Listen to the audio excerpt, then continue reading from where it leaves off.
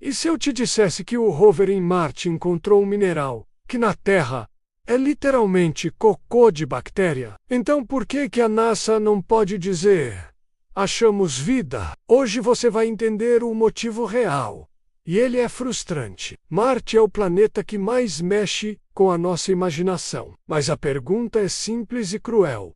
Marte teve vida? Ou a gente só quer muito que tenha? E pior, se existiu, como provar? Sem dúvida nenhuma, tudo começa com um erro que virou lenda. No fim do século XIX, o Schiaparelli observou Marte e descreveu canais. Depois, o Percival Lowell popularizou a ideia.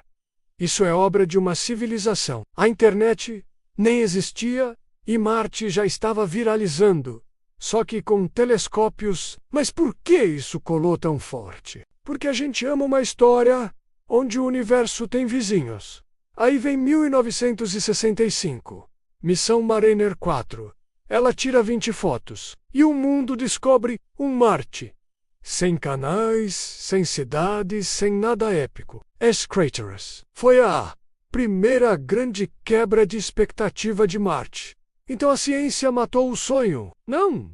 Ela só começou a trocar fantasia por evidência. Depois, a Mariner 9 faz algo histórico. Entra em órbita e mapeia Marte. E aí, o planeta fica real. Vulcões gigantes, vales, sinais de processos antigos. Se Marte tem marcas de passado ativo, será que teve água? E se tive água, será que teve vida? A NASA ainda tinha esperança. Então vem a Viking 1 e 2 com o objetivo mais perigoso de todos: encontrar vida. E aqui entra um detalhe que pouca gente lembra. Antigamente, as missões eram em dupla. Redundância. Se uma falha, a outra salva. Só que a Viking entrega o resultado mais irritante da ciência. Ambíguo. Não apareceu vida de forma inequívoca. Pode ter sido algo do solo. Pode ter sido contaminação. Pode ter sido nada. Mas por que não inequívoco é tão importante? Porque em ciência não basta parece. Tem que ser. Não tem outra explicação. A exploração esfria. Até 1996. Na Antártica, encontram o meteorito ALH 84001, a famosa minhoquinha. E isso explode no imaginário coletivo. A história é tão forte que até o presidente Bill Clinton aparece dizendo: encontramos sinais. As duas sondas Viking foram revolucionárias. Eram laboratórios estacionários, equipados com braços robóticos para coletar e analisar o solo marciano. Os experimentos buscavam sinais de metabolismo menos basicamente, micróbios respirando ou se alimentando. Os resultados foram confusos. Alguns testes mostraram reações químicas que poderiam ser interpretadas como sinais de vida, mas outros não. Essa ambiguidade tornou-se um tema central na exploração de Marte. Seria biologia ou apenas uma química marciana, estranha e desconhecida? As Vikings também nos deram as primeiras fotos panorâmicas impressionantes da superfície, revelando uma paisagem rochosa e avermelhada sob um céu rosa pálido. Elas nos ensinaram que Marte era um mundo complexo e desafiador, preparando o terreno para todas as missões futuras. Avançando 2 décadas para 1997, uma nova missão capturou a imaginação do mundo em Mars Pathfinder. Não era apenas uma sonda, ela carregava um companheiro, o primeiro rover de Marte chamado Sojourner. O pouso foi um desafio imenso. A NASA usou um sistema inovador de airbags para amortecer o impacto, literalmente quicando até parar na superfície marciana. O Sojourner, embora pequeno, do tamanho de um forno de micro-ondas, mudou o jogo. Ele provou que poderíamos dirigir um veículo de controle remoto em outro planeta. Ele vagou pelo local de pouso, ares, vales, um antigo canal de escoamento, analisando rochas e solo, com seu espectrômetro de raios-x. A Pathfinder confirmou que algumas rochas marcianas eram surpreendentemente ricas em sílica, sugerindo um passado geologicamente mais complexo do que pensávamos. Foi um sucesso espetacular, reacendendo a paixão do público pela exploração de Marte. Então, em 2004, veio a dupla dinâmica. Os rovers gêmeos Spirit e Opportunity eram verdadeiros geólogos robóticos, muito maiores e mais capazes que o Sojourner. A missão deles era seguir a água. O Spirit pousou na cratera Gusev, um lugar que, visto da órbita, parecia ter sido um lago. Inicialmente, encontrou apenas rocha vulcânica, mas, após uma longa jornada até as colinas Columbia, o Spirit descobriu rochas ricas em carbonatos e sílica, evidências claras de antigas fontes termais ou fumarolas, um ambiente perfeito para a vida. Enquanto isso, do outro lado de Marte, o Opportunity acertou em cheio. Ele pousou em Meridian Plain, um local escolhido por sua alta concentração de um mineral específico, hematita cinzenta. Na Terra, esse tipo de hematita quase sempre se forma na água.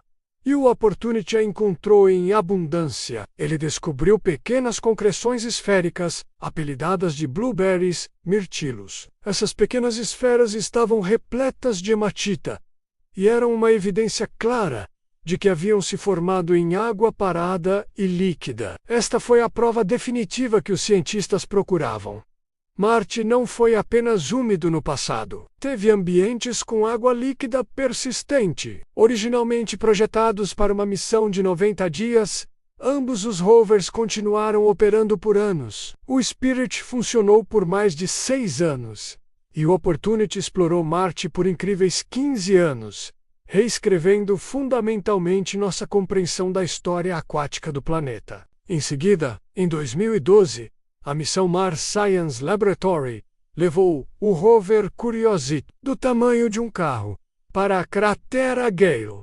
Este foi um nível totalmente novo de exploração. O Curiosity é um laboratório de química móvel, alimentado por uma bateria nuclear, projetado para avaliar se Marte já teve um ambiente capaz de suportar vida microbiana. A cratera Gale era o local perfeito, com uma montanha gigante ou Monte Sharp, cujas camadas podiam ser lidas como um livro de história. E que história ele encontrou! No início de sua missão, o Curiosity perfurou uma formação rochosa de argilito e encontrou minerais de argila, sulfatos e outros ingredientes químicos essenciais para a vida. Esta foi a prova definitiva de um antigo lago de água doce, na base do Monte Sharp, um ambiente habitável que existiu por milhões de anos. O Curiosity também detectou moléculas orgânicas complexas, os blocos de construção da vida como a conhecemos. Embora não seja a prova da vida em si,